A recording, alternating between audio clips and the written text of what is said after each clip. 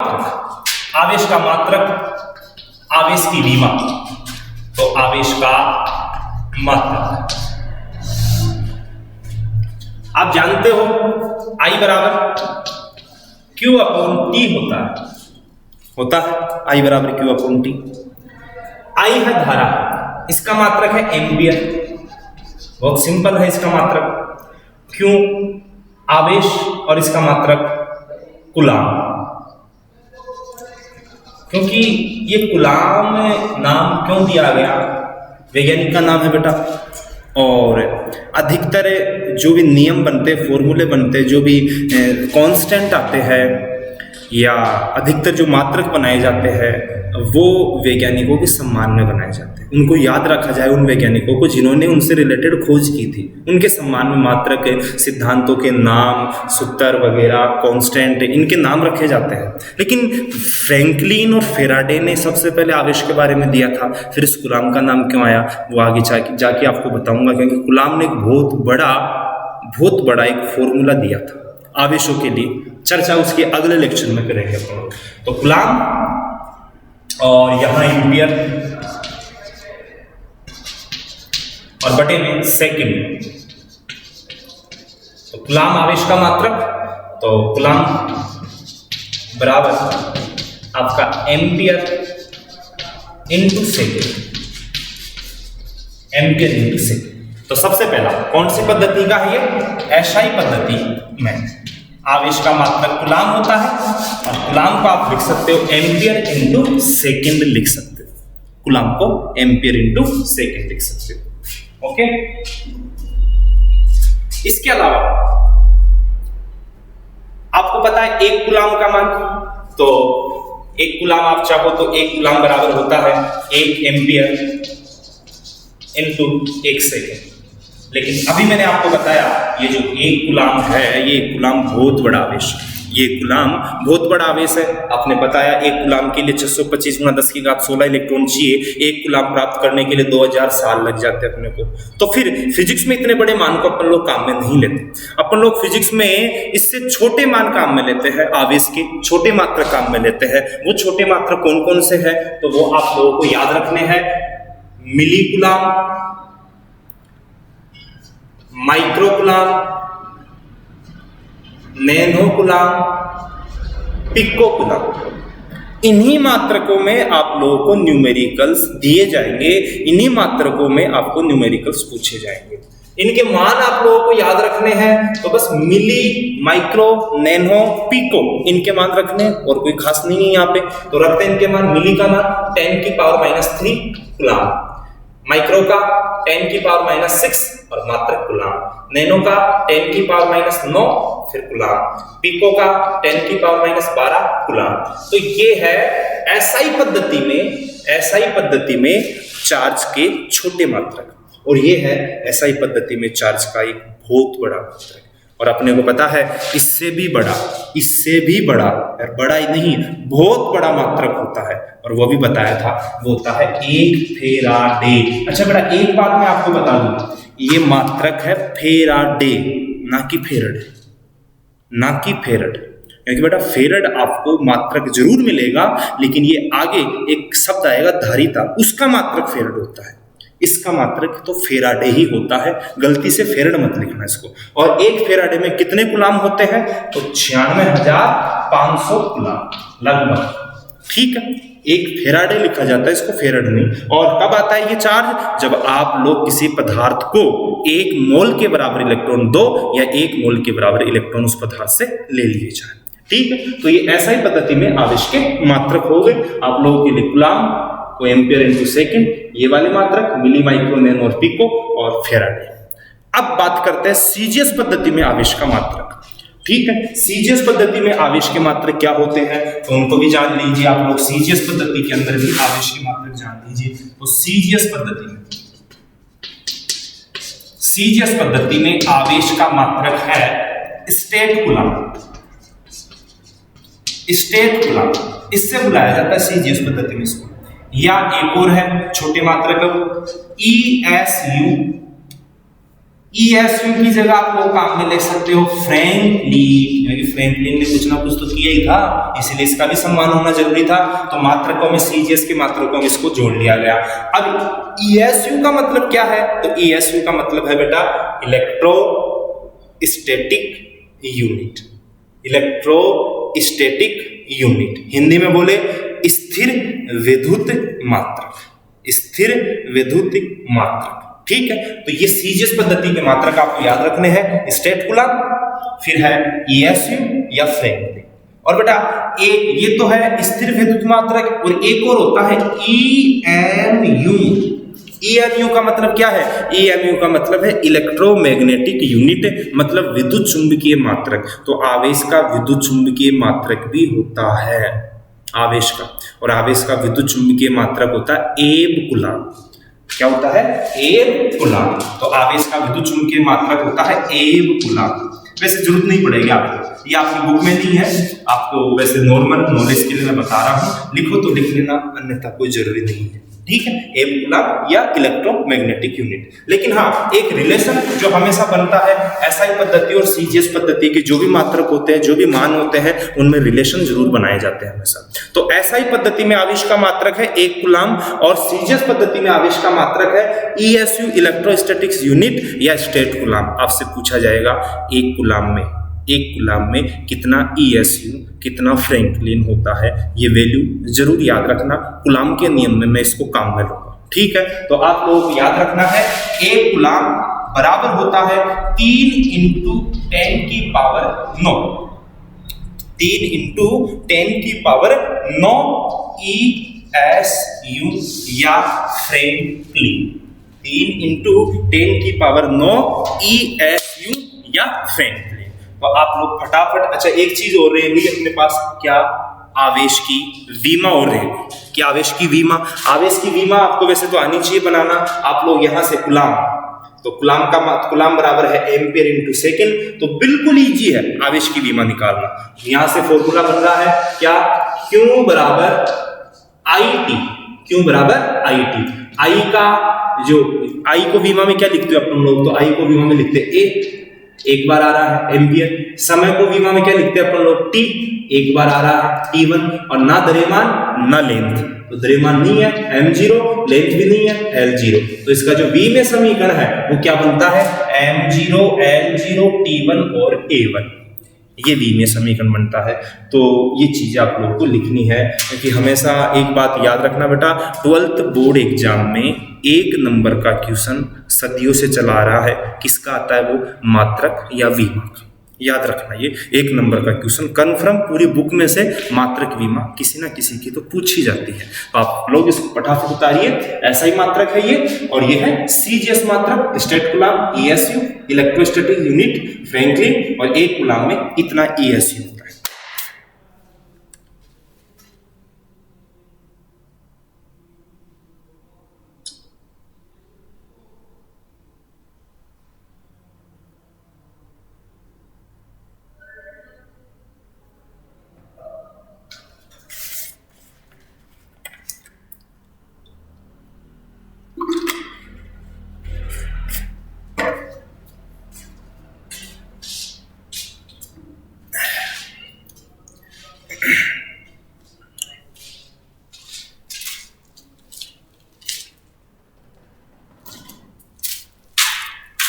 चलो बेटा देखो, आगे को उतार लियो, तो ये मात्रक जो उतारने हैं, और ये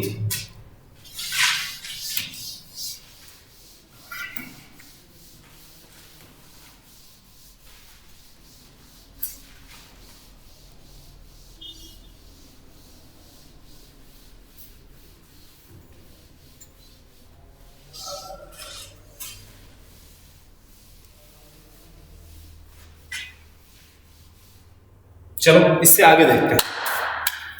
आवेश के मात्रक हो गए, आवेश का क्वांटीकरण। अब आगे का है टॉपिक अपना कंजर्वेशन ऑफ इलेक्ट्रिक चार्ज, आवेश संरक्षण, आवेश का संरक्षण। क्या है इसका मतलब? आवेश संरक्षण से मतलब क्या है? तो अगला हेडिंग आपको डालना है विद्युत आवेश का संरक्षण, कंजर्वेशन ऑफ इलेक्ट्रिक फील्ड, विद्युत आवेश का संरक्षण। हेडिंग डाल, विद्युत आवेश का संरक्षण। क्या होता है विद्युत आवेश का संरक्षण? तो इसको भी एक एग्जाम्पल की सहायता से अपन लोग जानते हैं। देखना, आपको मैंने कहा सोडियम का एक आयन लीजिए Na+, क्लोरीन का एक आयन लीजिए Cl-। दोनों की क्रिया करवाने से पूर्व इसके पास चार्ज है +E के बराबर, इसके पास चार्ज है -E के बराबर। अच्छा, आप केमिस्ट्री में जानोगे सोडियम क्यों प्लस लेता है, क्लोरीन क्यों माइनस लेता है, अपना अष्टक पूरा करने के लिए। तो ये चीज तो आप केमिस्ट्री में पढ़ोगे बेटा। यहाँ पर लोग इसको समझने जा रहे हैं, कंजर्वेशन ऑफ लोग। तो क्रिया, इन दोनों के बीच में कोई क्रिया होने वाली है, उस क्रिया से पहले सोडियम के पास धनावेश है 1 धनावेश, क्लोरीन के पास ऋणावेश है 1 ऋणावेश, टोटल आवेश 2 है, आवेशों की संख्या 2 है अपने पास। लेकिन यदि मैं इन दोनों का टोटल करता हूं तो इन दोनों का टोटल +E और -E, इन दोनों का टोटल मिलता है मेरे को 0। इस पूरे सिस्टम का क्रिया होने से पहले टोटल आवेश कितना है? 0। वैसे तो दोनों के पास अलग अलग आवेश है, आवेश की संख्या भी अपने पास की 2 आवेश अपने पास, एक है धनावेश, एक है अपने पास ऋणावेश। लेकिन जब मैं पूरे सिस्टम का, इस पूरे सिस्टम का, जिसको अपन लोग आइसोलेटेड सिस्टम कहते हैं, विलगित का मतलब जिसको बाहर से कोई डिस्टर्ब ना करे, ठीक है ना, बाहर से किसी प्रकार का कोई इनके ऊपर प्रभाव ना पड़े, उसको कहता है आइसोलेटेड। तो किसी आइसोलेटेड सिस्टम, किसी विलगित निकाय का कुल चार्ज जो पहले होता है वही बाद में होता है।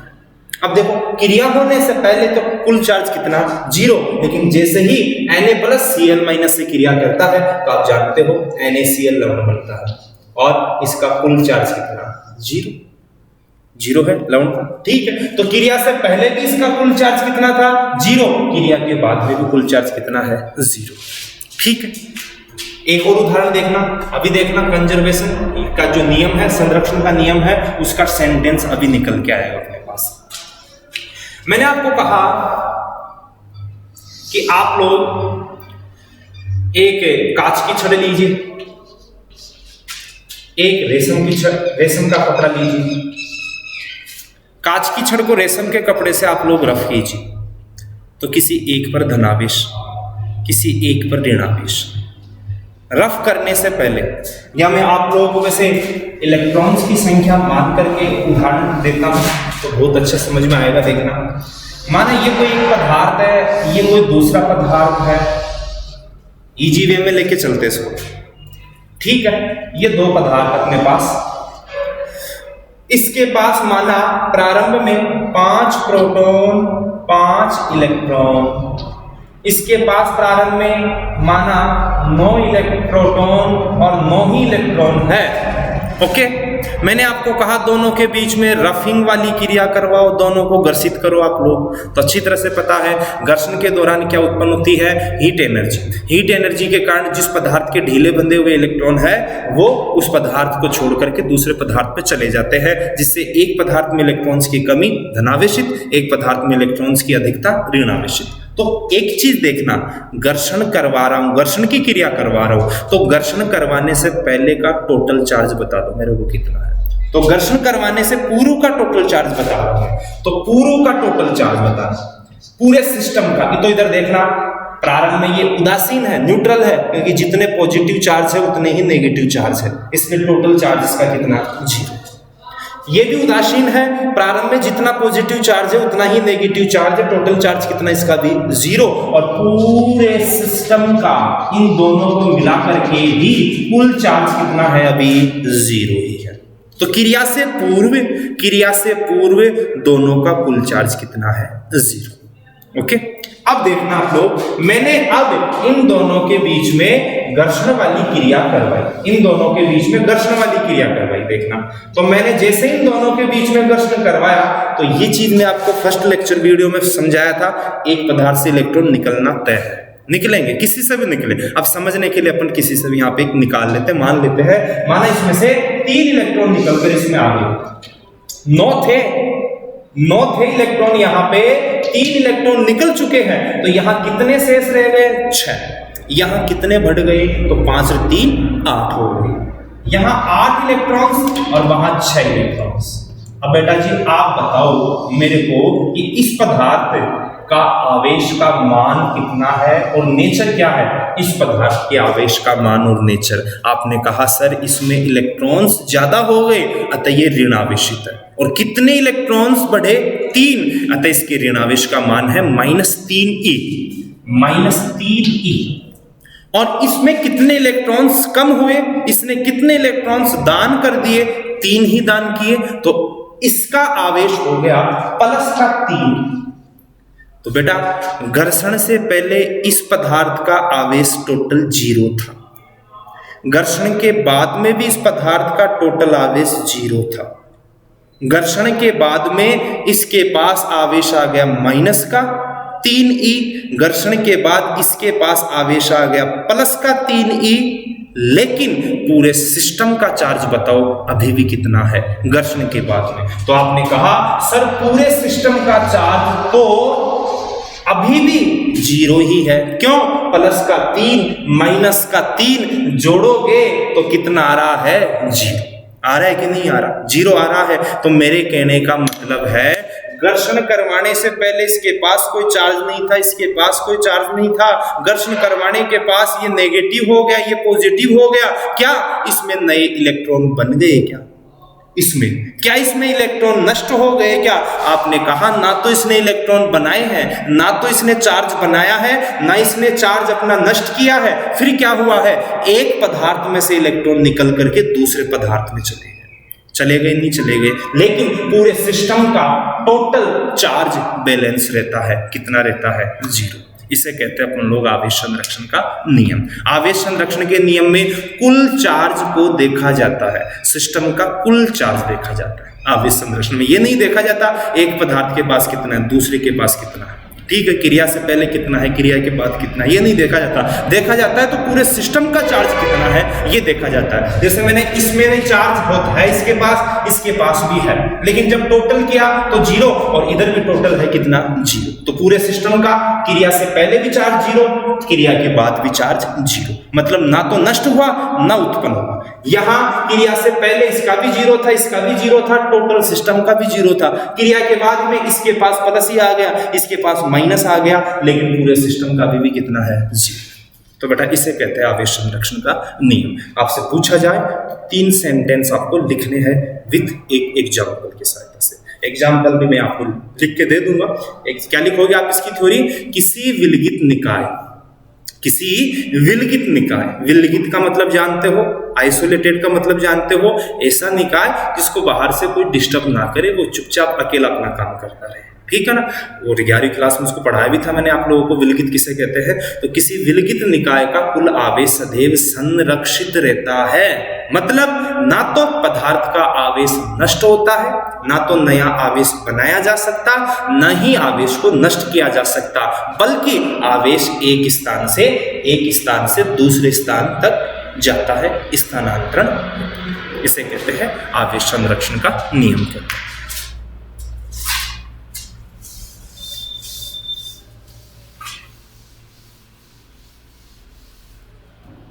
आवेश संरक्षण का जो नियम है, इस आवेश संरक्षण के नियम के मैं आपको और भी 2-3 एग्जाम्पल देता हूं, क्योंकि आपकी जो बुक के क्वेश्चन है वो नाभिकीय अभिक्रिया और रेडियो एक्टिव पदार्थों के आधार पे आपको उदाहरण दे रखे हैं, क्वेश्चन दे रखे हैं। तो ये नाभिकीय अभिक्रिया, नाभिक से रिलेटेड कुछ अभिक्रियाएं हैं जिसे आप छोटी क्लासों में नाम भी सुने होंगे, नाभिकीय संलयन, नाभिकीय विखंडन, ठीक है, ये अपन जानेंगे। नाभिक वाला चैप्टर अपना 15वां चैप्टर आएगा, तब मॉडर्न फिजिक्स पढ़ेंगे, उसमें जानेंगे इनको। और रेडियो एक्टिव भी उसी चैप्टर में जानना है, लेकिन उनकी 1-2 अपने को अभिक्रियाएं दे रखी है, ठीक है, उनके भी अपने को एग्जाम्पल दे रखे हैं, तो वो भी अपने को जानना है।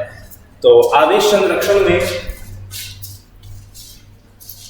आप लोगों को एक एग्जाम्पल इसका भी देता हूं मैं, शून्यीकरण और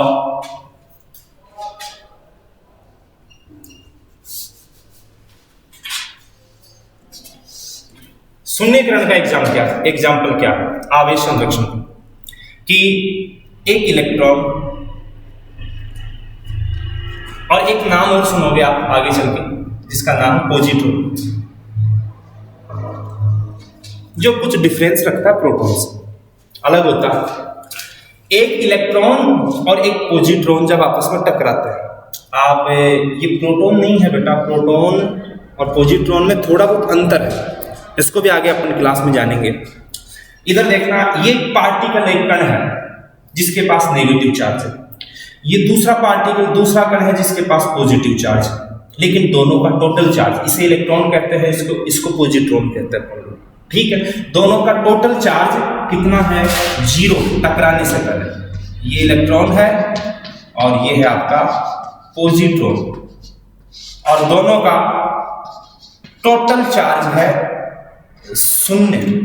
लेकिन जैसे ही ये दोनों चार्ज वाले कण आपस में एक दूसरे से टकराते हैं, तो टकराने के बाद ये दोनों कण है, इन दोनों कणों का द्रव्यमान, ये दोनों कण आपस में टकरा करके नष्ट हो जाते हैं, और इनका जो द्रव्यमान है वो द्रव्यमान एनर्जी में कन्वर्ट हो जाता है आइंस्टीन के समीकरण के अनुसार, और वो एनर्जी है, मतलब वो विकिरण है, गामा विकिरण, उसमें ये कन्वर्ट हो जाता है ये वाला मान, और उस गामा विकिरण की एनर्जी होती है लगभग 1.02 मेगा इलेक्ट्रॉन वोल्ट, इसके आसपास होती है।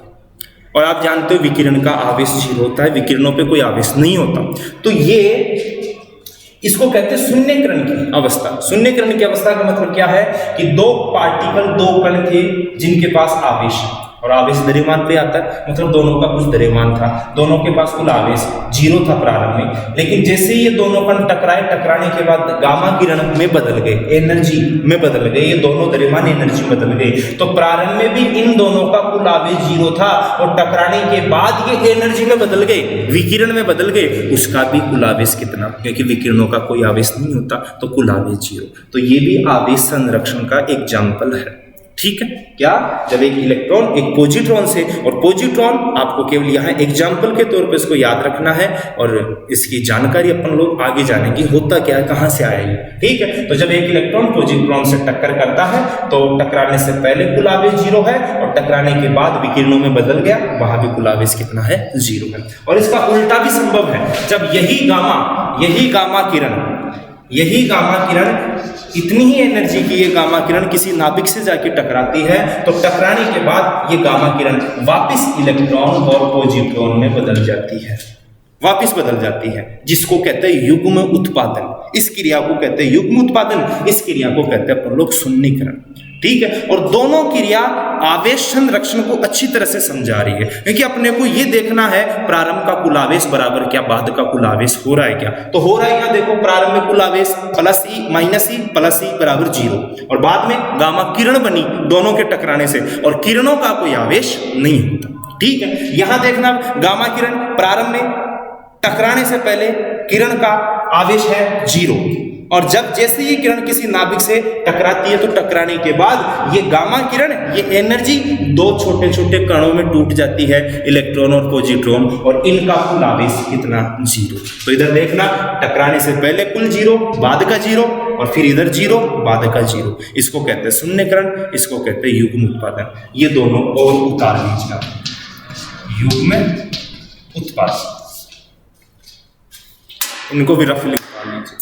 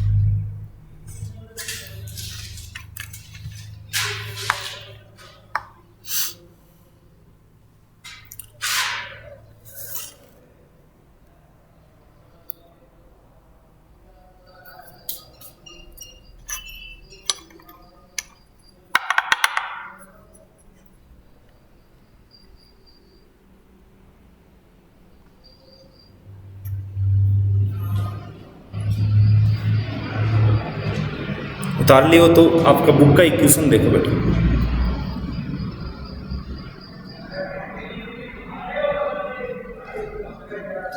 देखो सामने ये नाभिक की अभिक्रिया से रिलेटेड क्वेश्चन है।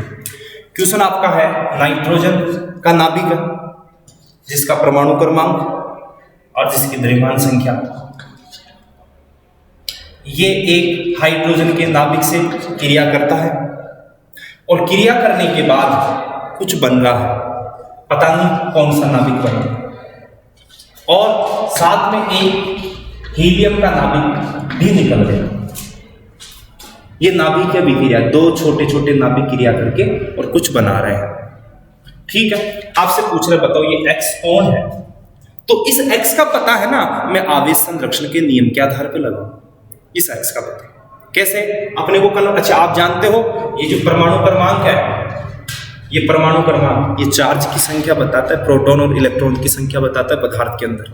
ठीक है, तो यहां आवेश संरक्षण का नियम लगाना है। आवेश संरक्षण का नियम क्या है कि यहां का कुल आवेश बराबर यहां का कुल आवेश, क्रिया से पहले क्रिया से पूर्व का कुल आवेश बराबर क्रिया के पश्चात कुल आवेश। कुल आवेश, इसी सिद्धांत के आधार पे आप इसका आंसर निकालो। क्रिया से पूर्व कुल आवेश, तो नाइट्रोजन का आवेश है 7 क्रिया से पूर्व। ठीक है, तो आवेश ऑफ नाइट्रोजन प्लस आवेश ऑफ हाइड्रोजन बराबर आवेश ऑफ एक्स। एक्स का पता लगाना है तो ये पता चल जाए एक्स का आवेश क्या है, मतलब इसका परमाणु क्रमांक कितना है। आवेश का मतलब इसमें प्रोटॉनों की संख्या, इलेक्ट्रॉनों की संख्या अपन बता लेंगे। तो क्यों बराबर एक्स और क्यों हीलियम। अब इससे आगे देखना, अपन जानते हैं नाइट्रोजन का 7 ई के बराबर होगा। 7 दिख रहा है आप लोगों को? तो थोड़ा सा यहाँ कैमरे में थोड़ी सी प्रॉब्लम है बच्चों, 1-2 दिन में इसको ठीक कर लिया जाएगा। ठीक है, यहाँ थोड़ा सा फोकस ज्यादा दिखाई दे रहा होगा आप लोगों को, फिर भी गौर करके देखना। 7 ई के बराबर इसका आवेश, 7 ई प्लस।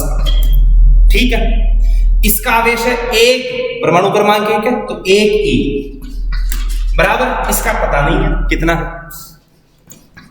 और इसका है 2 परमाणु क्रमांक 2 ई। बेटा 2 को इधर ले लो, 2 इधर आके माइनस में हो जाएगा, तो 7 और 1 8, 8 में से 2 इधर आके माइनस 2, तो कितना बच गया? प्लस का 6। तो इस x का जो आवेश है वो है प्लस का 6 ई। इसका मतलब इसका परमाणु क्रमांक कितना है? 6। अब आप जानते हो परमाणु क्रमांक 6 किसका होता है? कार्बन का। किसका होता है? कार्बन का। तो ये कौन है? x, ये है कार्बन।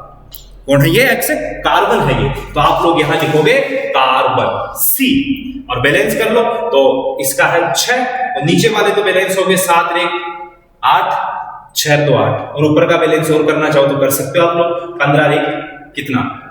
16, 16 में से 4 घटा तो कितना बच गया? 12। तो आप लोग इस प्रकार से इसका पता लगाओगे। आवेश संरक्षण का ये एक एग्जाम्पल आपकी बुक से लिया गया है। तो इस ये x था, और इस x का अपने को पता चल गया आवेश संरक्षण सिद्धांत के अनुसार कि ये x कौन है? कार्बन है। ये x कौन है? कार्बन।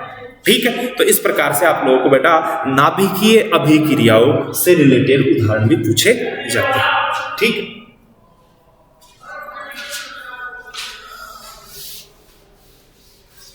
अब दिए गए आपको जो बुक में एग्जांपल दे रखे हैं, बुक में पीछे अंकित आपको क्वेश्चन दे रखे हैं बेटा, उनको जरूर सोल्व करना। साथ साथ में आपको न्यूमेरिकल्स निकालते रहने हैं। न्यूमेरिकल्स फिजिक्स में जितने निकालोगे उतना ज्यादा आप लोगों का प्रॉफिट है, कॉन्सेप्ट उतना ज्यादा क्लियर होगा न्यूमेरिकल्स। तो पहले तो कॉन्सेप्ट समझना जरूरी होता है सबसे पहले, तो अच्छी तरह से उसको समझो। और एक आपको मैं बहुत अच्छी जानकारी बता देता हूँ, ऑनलाइन क्लास का रियल में एक बहुत बड़ा बेनिफिट है। वो बेनिफिट क्या है बेटा? जैसे हम क्लास में लेक्चर देते हैं, आप क्लास में बैठे रहते हो, हम क्लास में पढ़ा रहे हैं, क्लास में एक बार पढ़ा दिया और हम चले गए, आपको कुछ समझ में आया या नहीं आया? समझ में कम आया, आप टीचर से पूछना जाते हो, टीचर से आप जानते हो टीचर्स के पास इतना टाइम नहीं रहता कि उसी प्रकार से आपको दोबारा समझा सके। या उस दिन आप एब्सेंट हो तो फिर वो लेक्चर कैसे आप समझ पाओगे। यदि टीचर्स आपको टाइम भी देता है तो 5-6 मिनट में वो रफली आपको फटाफट सिखा देता है, समझा देता है, वो आपके समझ में आए या नहीं आए उसकी कोई गारंटी नहीं होती। लेकिन यहाँ वीडियो लेक्चर में यदि आप लोगों को एक बार समझ में नहीं आया तो बेटा लोगों जरूर उसको आप 2 बार 3 बार देखें, जरूर देखिए। गारंटी 100% गारंटी देता हूं हर टॉपिक आपके अच्छी तरह से माइंड में बैठेगा, अच्छी तरह से आपको समझ में आएगा। बस शर्त है आप साथ साथ में गजब की मेहनत करते जाओ हमारे साथ। इससे आगे है अपन आवेश के कुछ प्रॉपर्टीज पढ़ चुके, आवेश का क्वांटीकरण, आवेश का संरक्षण, 2 गुण अपने और बच गए हैं और वो है अगला है आवेश की निश्चलता। निश्चलता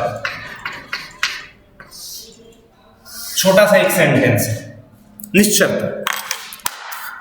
इसका मतलब क्या है, आपके पास कोई पदार्थ है, जैसे मेरे पास ये पेन है, इस पदार्थ को आपने आवेश दे दिया, कैसे भी दिया हो, रफ करके कैसे भी, इस पदार्थ पे आवेश आ गया। अब ये पदार्थ माना 5 कूलम आवेश है, मान लेते हैं फॉर एग्जांपल 5 कूलम आवेश है।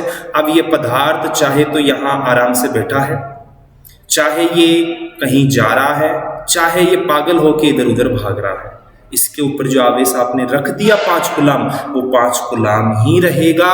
उस आवेश की क्वांटिटी में कोई परिवर्तन नहीं होता, चाहे पदार्थ स्थिर अवस्था में हो, चाहे पदार्थ गतिशील अवस्था में हो। तो अगला अपना आवेश का ये जो गुण है वो आपको याद रखना है, आवेश की निश्चलता का गुण। ठीक है, तो इनवेरियंस,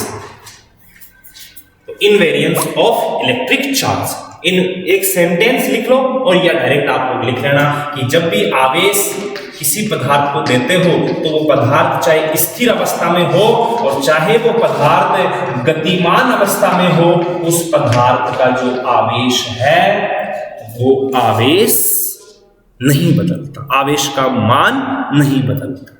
ये चीज आपको याद रखनी है। ठीक है, इससे अगला गुण है आपका 2-3 गुण हो चुके, ये तीसरा था अपना। एक गुण तो वैसे आवेश का क्वांटीकरण का आपको समझा दिया था हमने, और एक गुण आप लोगों का ये हो गया आवेश संरक्षण का गुण हो गया, एक आपका आवेश की निश्चलता हो गई, और अगला गुण है अपना नंबर 4 आवेशों की योज्यता। आवेशों की योज्यता का गुण, आवेशों की योज्यता का गुण। देखना आवेशों की योज्यता का गुण क्या है।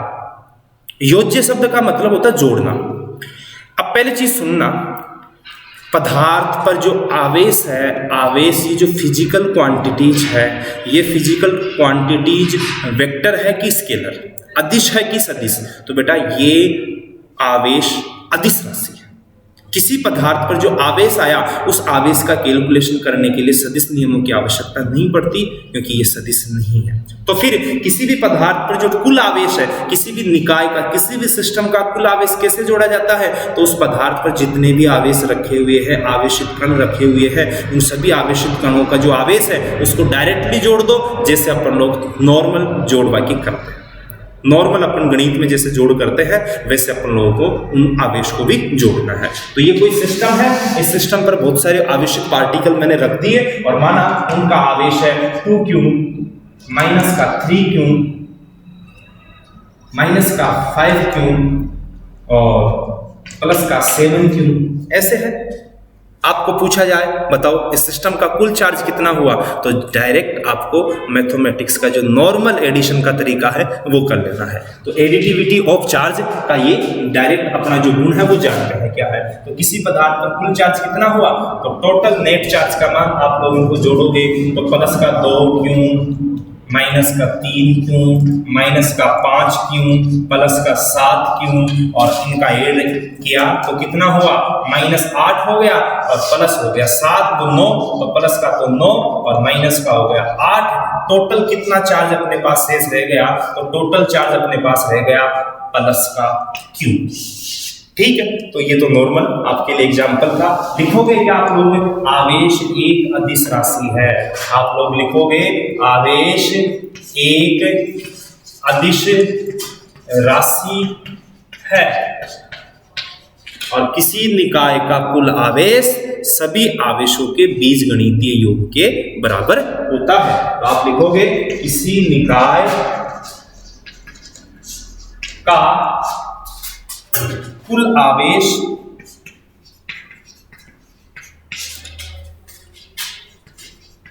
उसमें उपस्थित सभी आवेशों के बीज गणितीय योग के बराबर होता। ये आपको सेंटेंस लिखना है कि आवेश एक अदिश राशि है और किसी भी निकाय का कुल आवेश उसमें उपस्थित सभी आवेशों के बीजगणितीय योग के बराबर होता है। अर्थात Q बराबर Q1 plus Q2 plus dot dot dot plus Qn। इस प्रकार से आपको इसका मान, तो ये उतार लीजिए फटाफट। आवेशों के जो गुणधर्म है वो आप लोगों को बता दिए।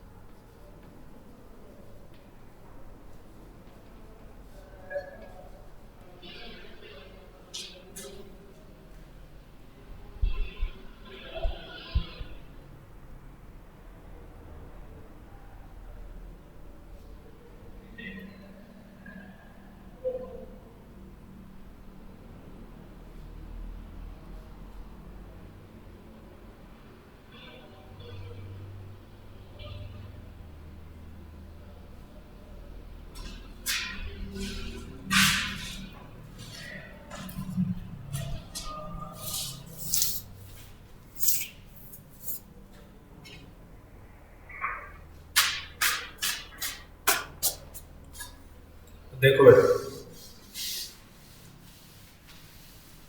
इससे आगे अच्छा बेटा, पिछले वीडियो में या पिछले लेक्चर में है ना, थोड़ी सी गलती मिस्टेक अपने लिखने में गलती कर दी थी। क्वेश्चन समझा तो ठीक था, लिखने में गलती हो गई थी। वो ये कि वो 1 एम्पियर वाला क्वेश्चन मैंने आपको करवाया था कि किसी चालक तार में 1 एम्पियर की धारा प्रवाहित हो रही है, तो बताओ उस चालक तार में कितने इलेक्ट्रॉन्स दौड़ रहे हैं, इलेक्ट्रॉनों की संख्या बतानी थी। तो मैंने मात्रक लिखने में थोड़ी सी वहाँ गलती कर ली। तो उसका इस प्रकार से होगा, 1 कूलाम और बटे में 1 सेकेंड। आपको 1 कूलाम का मान रखना है, यहाँ पे आवेश का मान रखना है। तो 1 एम्पियर और बटे यहाँ चार्ज का मान अपन लोग रखेंगे NE, क्योंकि यही होता है चार्ज का मान ज्ञात करने का। या तो इसको क्यों लिख लो और इसका मान कितना, और अपॉन 1 सेकेंड। और अब इसको इधर ले जाओ, n निकालना है, सबको इधर ले जाओ। तो 1 एम्पियर इंटू सेकेंड और बटे में E इधर आ गया और बराबर n पूछ रहा था अपने। तो मैंने ये मात्र काटने में वहाँ गलती कर ली थी। तो यहाँ n बराबर हो गया, E का मान होता है अपन जानते हैं 1.6 इंटू 10 की पावर माइनस का 19 कूलाम, ठीक है। और अपने को अपन जानते हैं एम्पियर इंटू सेकेंड कूलाम ही होता है। ये गलती कर ली अपन ने वहाँ, एम्पियर इंटू सेकेंड कूलाम ही होता है। तो कूलाम से कूलाम कट गया, क्योंकि n संख्या निकाल रहा हूँ, संख्या का कोई मात्रक नहीं होता, ठीक है। तो यहाँ n निकाल रहा हूँ। अब तो वही कैलकुलेशन, 1 में 1.6 गुना 10 की घात माइनस 19 का भाग देना आप लोगों को। तो 1 बटा 1.6 गुना 10 की घात माइनस 19 का भाग, तो 10 की घात माइनस 19 कहाँ जाएगी आपकी, ऊपर, ठीक है। तो प्लस में हो जाएगी, तो 10 की घात प्लस का 19 हो गया और 1.6 पॉइंट उठाओ 10 बन गया, ठीक है। 10 में नहीं जा रहा, 1 10 ले लो 18 हो गया, ठीक है। 16 का भाग 100 में दिया तो वही गया कितनी बार, 6.25 गुना 10 की घात 18। और अब 2 जीरो इसको दे दो तो ये बन गया 625 गुना 10 की घात 16 इलेक्ट्रॉन। तो इलेक्ट्रॉनों की संख्या निकालनी थी, आंसर तो सही था वो, लेकिन वहां मात्रक लिखने में थोड़ी मिस्टेक कर दी थी मैंने। तो इसके लिए सॉरी, और आप इसको सही करना बेटा। तो आज का लेक्चर इतना ही।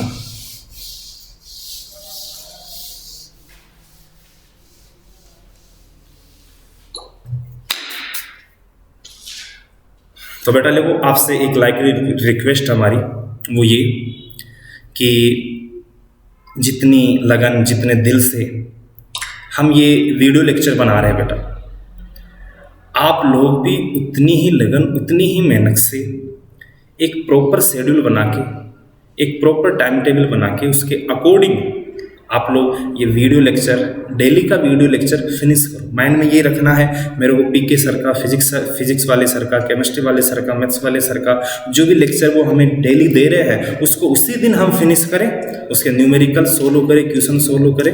और यदि ये सोच रखोगे तो आप लोग अपना बोर्ड का जो मिशन 2021 है उसको अच्छी तरह से बेटा फतेह कर पाओगे। कैसा भी बोर्ड में एग्जाम पेपर हो, आप अच्छा स्कोर कर पाओगे बेटा। तो थैंक्स, अगले वीडियो में मिलते हैं।